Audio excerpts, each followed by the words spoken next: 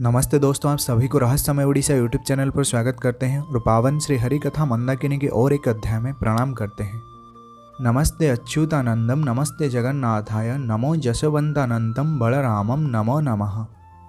पंच सखाओं के श्री चरण कमल में यह अधम अकिंचन का अनंत कोटिवार दंडवत। आप जरा सोचिए, अगर पंच सखा नहीं होते तो क्या हम आज मालिका शास्त्र को ऐसे सुन पाते।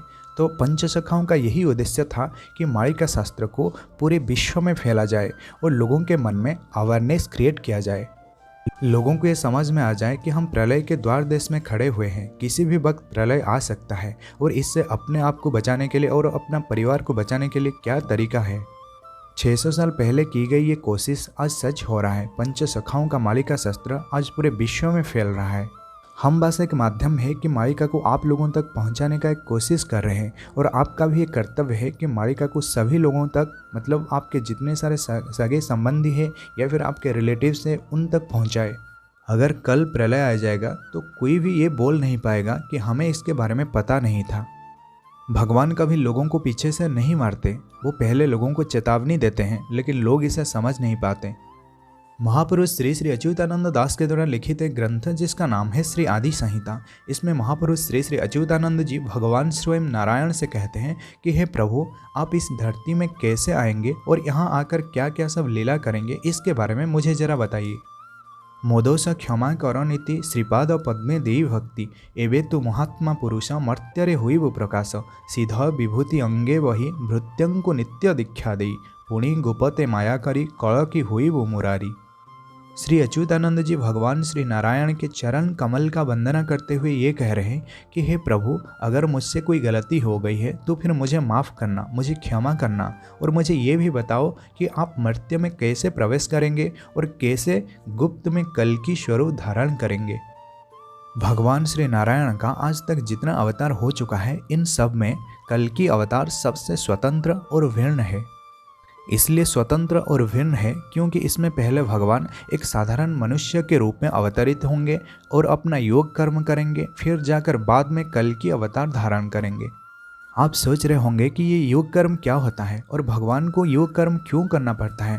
देखिए, भगवान एक साधारण मनुष्य के रूप में आते हैं और अपना समस्त योग कर्म को ख़त्म करते हैं और उसे समाप्त करने के बाद उन्हें अपना समस्त कला, अपनी समस्त शक्तियाँ प्राप्त होती है और तभी जाकर भगवान कल की स्वरूप धारण कर पाएंगे।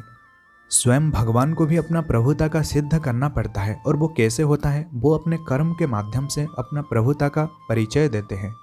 हम सब साधारण मनुष्य हैं, इसलिए हमारे द्वारा जो कर्म होता है वो भी साधारण होते हैं, लेकिन भगवान तो असाधारण हैं, इसलिए उनके द्वारा जो कर्म होता है वो असाधारण होते हैं। इसी असाधारण कर्म से वो अपना परिचय देते हैं। भगवान कभी नहीं बोलते कि मैं खुद भगवान हूँ। भगवान का ये कल की अवतार अत्यंत गुप्त रूप में होगा। साधारण मनुष्य की बात तो छोड़िए, उनके जो उच्च कोटि के भक्त हैं उन्हें भी पता नहीं चलेगा। इसीलिए तो महापुरुष ने कहा है, गुपतो गुपत यमहा गुपत जानी था तू रामचंद्र ब्रह्मा शंकर को विदित न हेव न जाने वे इंद्र चंद्र। भगवान का ये गुप्त स्वरूप को ब्रह्मा और शंकर समेत समस्त देवगण भी पहचान नहीं पाएंगे। जब प्रभु की इच्छा होगी तभी जाकर वो अपना परिचय देंगे।